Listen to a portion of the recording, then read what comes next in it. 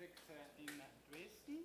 We have three talks. The first talk presentation will be given by Kenji Ishida, and the title is Magnetic Fluctuation and Superconductivity on Ferromagnetic Superconductors. Okay, thank you, Christoph. Good afternoon, everyone. And my name is Kenji Ishida from the university. So before my talk, I'd like to thank the organizer, particularly Sebastian, so invite me at this nice place, and I'm very happy to such a nice place. And actually, so I came here by taking more than one day, that a very long flight, but I really enjoyed this stay here. So today, I'm talking about the magnetic fluctuation, the superconductivity in the ferromagnetic superconductor. And I and the next speaker, Dai Aoki, will talk about only these topics. And I hope you enjoy our talks, and I hope you understand that a very unusual superconductivity is realized in that uranium, these compounds. Okay, and particularly, so I'm focused on the relationship between the magnetic fluctuation, the superconductivity in this compound by using NMR experiment. And I hope I'd like to show you that intimate relationship between the ferromagnetic fluctuation and superconductivity, and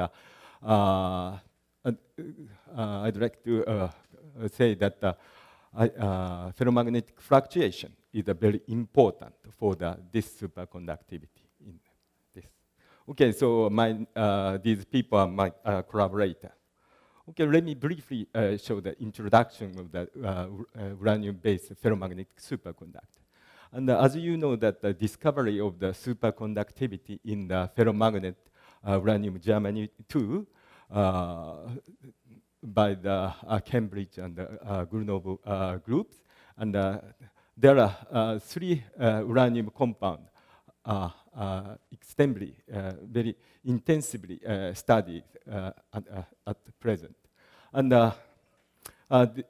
you know, uranium germanium 2 is the ferromagnet occurring 52 Kelvin, but by applying the pressure, superconductivity appeared 0.8. And these two compounds, superconductivity showed up at the ambient pressure. And in my talk, I focus on the uranium cobalt germanium because that superconductivity is observed at ambient pressure, and Tc is the highest. And you can see the ordered moment is very tiny, and the Curie temperature is very low. This means that the system is very close to the ferromagnetic critical point, and very attractive. And also, cobalt is a good nucleus for the NMR experiment. And these are the basic property of this uranium cobalt germanium, and this is the crystal structure of this compound. You know, you can see that the uranium formed a zigzag chain along the A direction like this, and the crystal structure is the three-dimensional like this. But magnetic property and the superconductive property is so anisotropic like this. Is that this is the field dependence of the magnetization just below the Curie temperature. You can see that the ordered moment is around the c-axis like this. And the anisotropy is so large like this. And this is the magnetic property. But the superconducting property is also anisotropic. You can see this is the field Hc2 dependence, critical field dependence of the direction. You can see c-axis Hc2 is very small like this, but A and B is very large. This is the Tc is only 0.5 Kelvin, but the Hc2 is over such a large value. And this is, or you can see that this is beyond the power limiting field. But if we apply the field is more carefully, that was done by the Grunov group, and the next speaker probably show them more precisely. And this is the angle, when field is applied A and B, AC2 is beyond 15 Tesla like this. It's TC is already 0.7 or something. TC is only at 0.7 or something. But AC2 is so large. As far as I know, that this is the highest HC2 over TC in the superconducting magnet, superconducting compound. And usually, this and the high HC2 is very sensitive to the angle.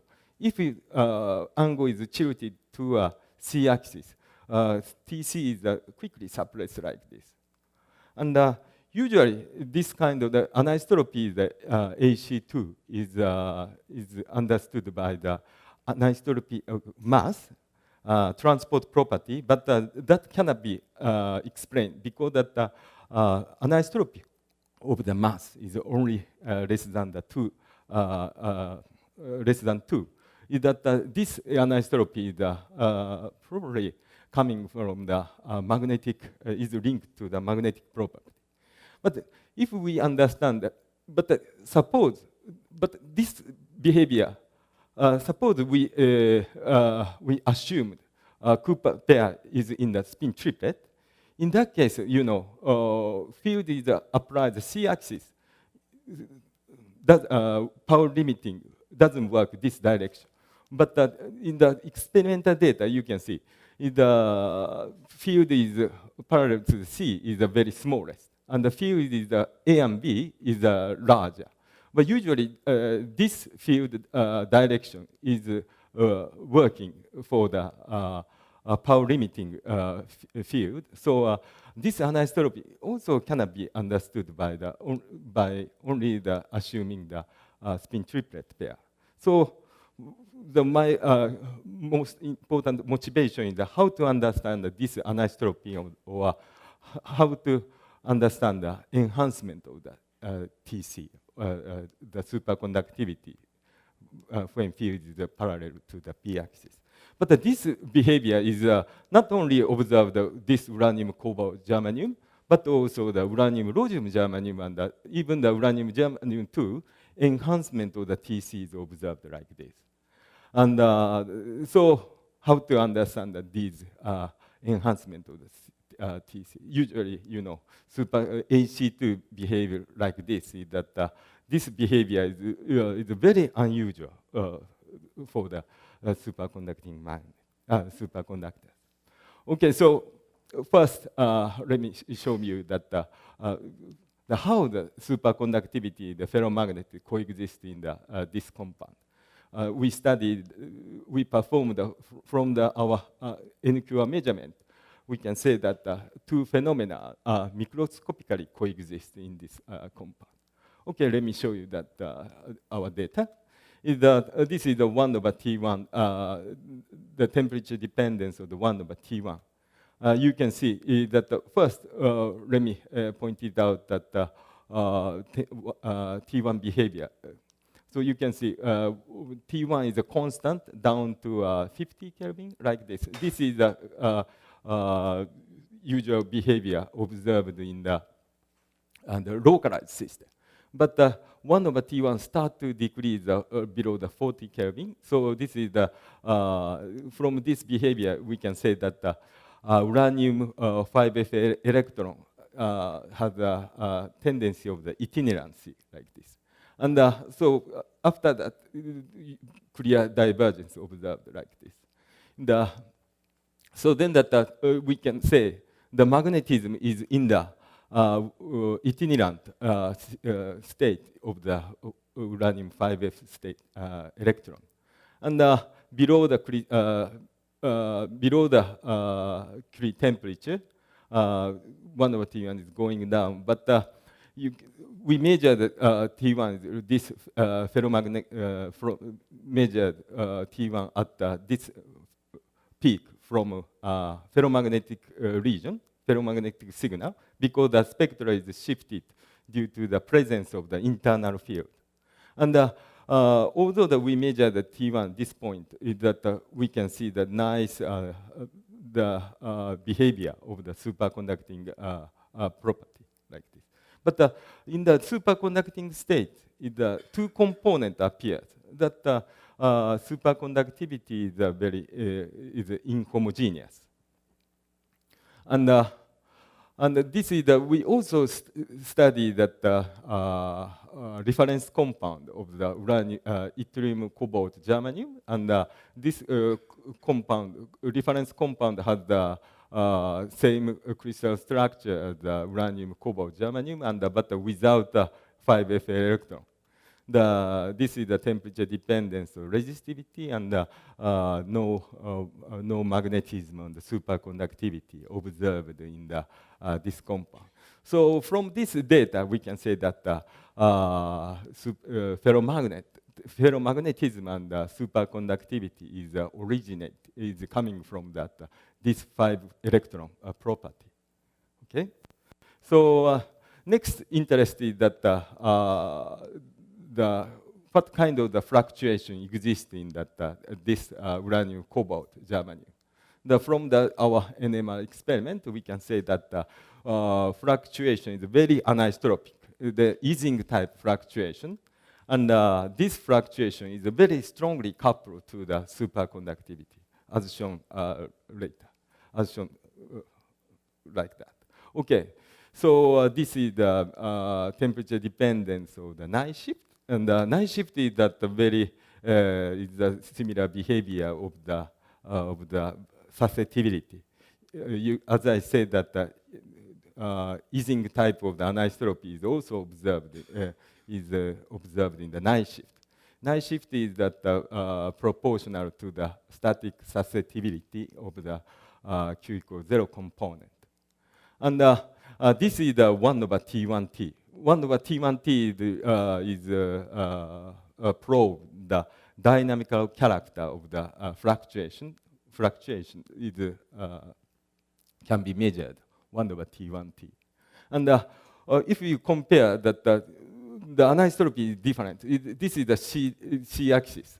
But the fluctuation in the when field is applied, the C-axis, fluctuation is seems to be very suppressed. It's like opposite anisotropy was observed between the two quantities. But you know, 1 over T1 is related. 1 over T1 is coupled to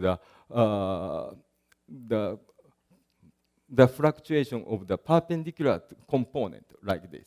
So when we measure the 1 over T1 in the field around the C-axis, in this case, fluctuation around the A and B is coupled like this.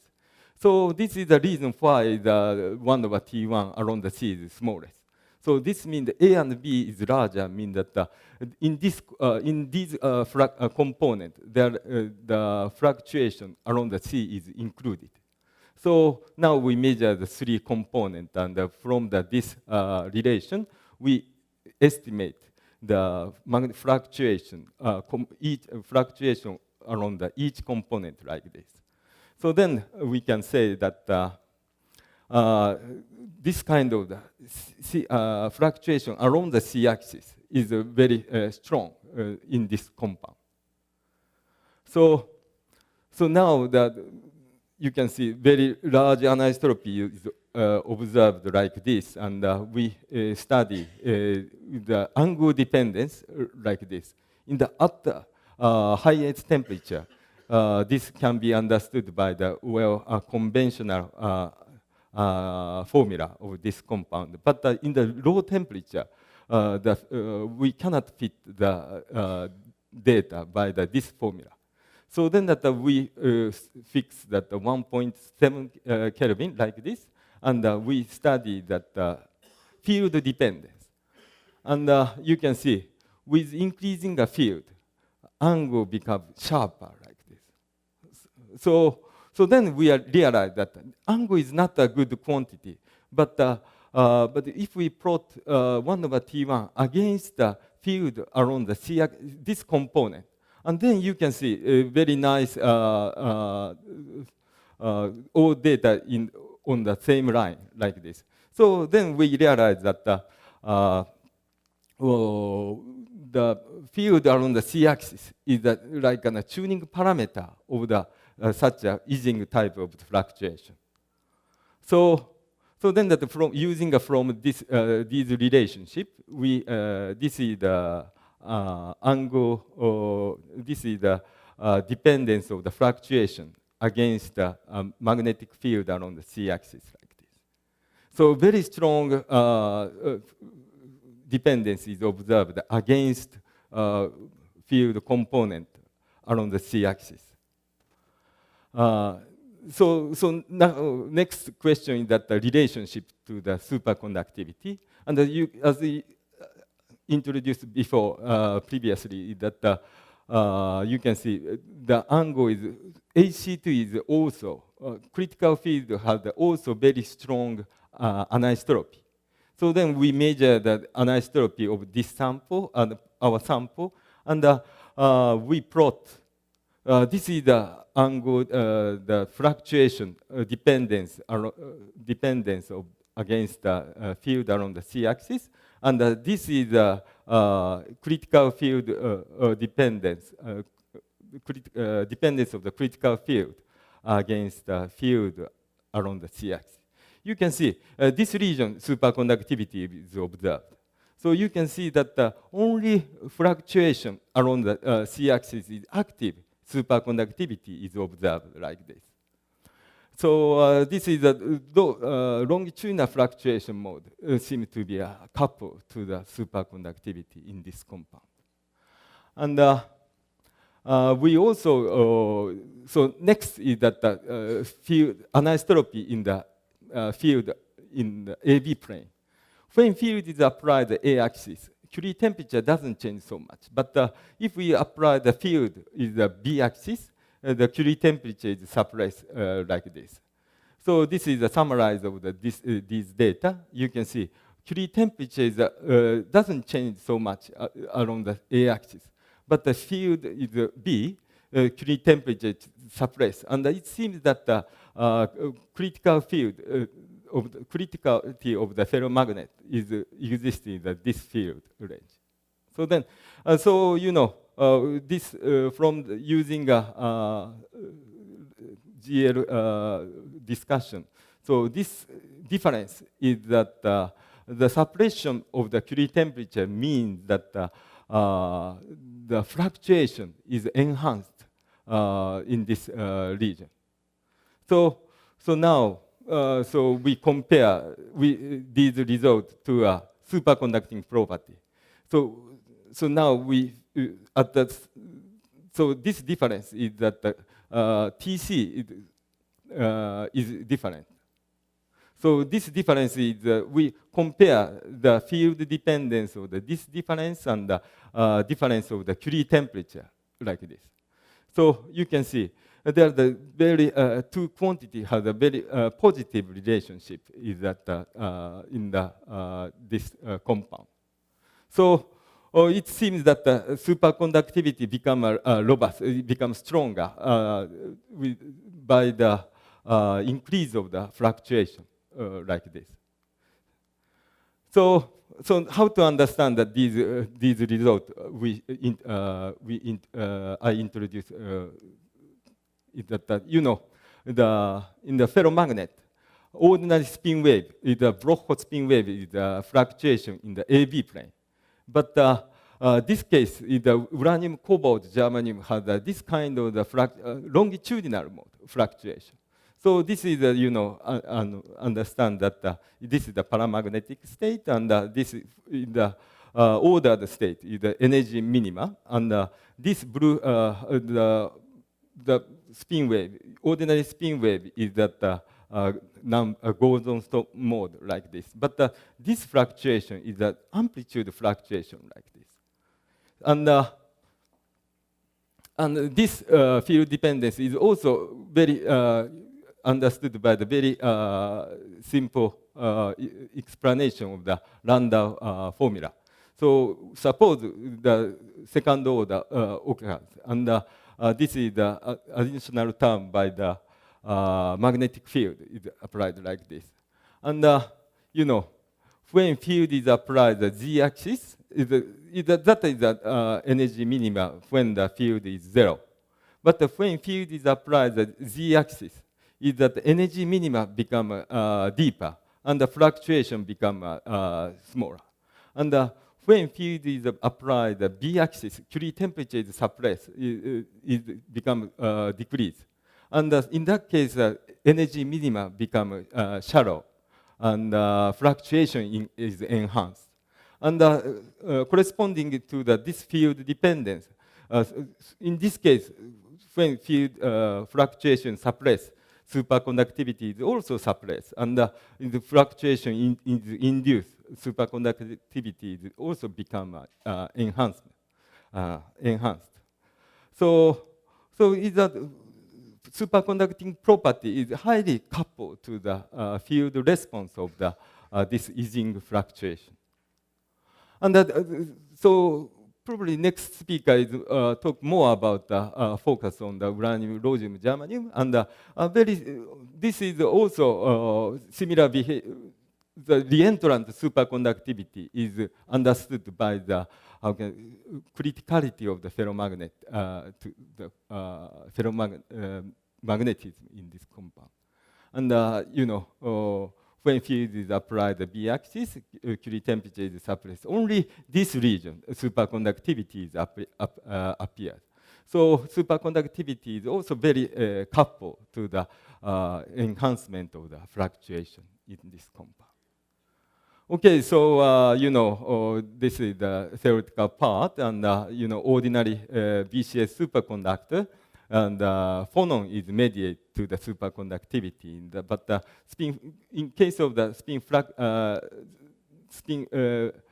it's possible spin fluctuation also mediate the superconductivity. And in case of the ferromagnet, spin triplet is favored. And so my colleague and Tada and Fujimoto discussed that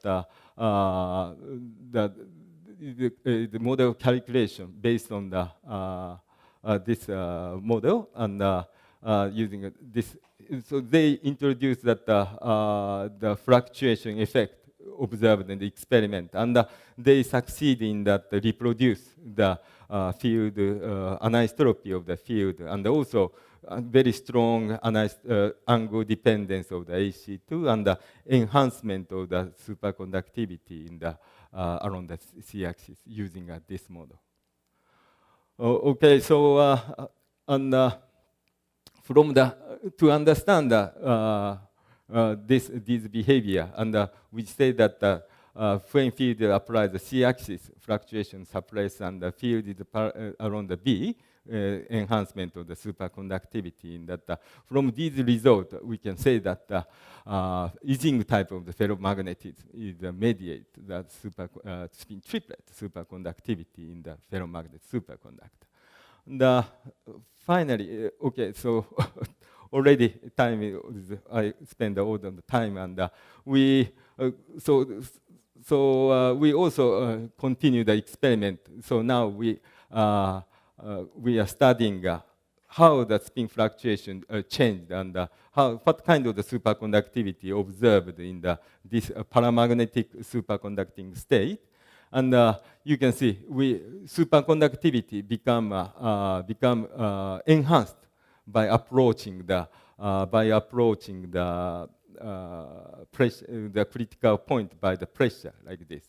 When the ferromagnetism is suppressed and the superconductivity is Tc is enhanced like this. Maximum Tc appears like this, and Tc, this region you can see very strong magnetic fluctuation exists in this like this, and criticality is also very unusual, and it looks like a second order, but from our experiment, this region, the transition is become a first order because the two signal is appeared like this. So this is quite different from the case of the usual second order transition. And this is also, this phase diagram looks very different from that case of the uranium germanium 2 like this. But in this case, you know, critical point is the first order.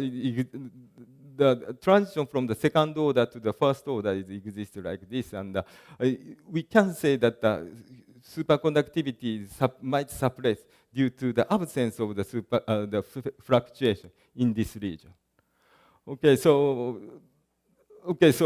I spend the time, and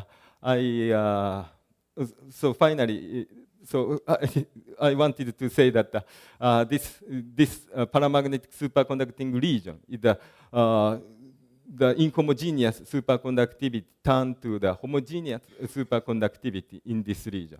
So this might be due to that this region, you know, ferromagnet and superconductivity coexist in that. This means that the spontaneous vortex state is realized in this region.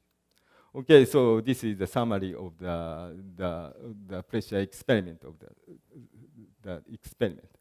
Okay, thank you for your attention. You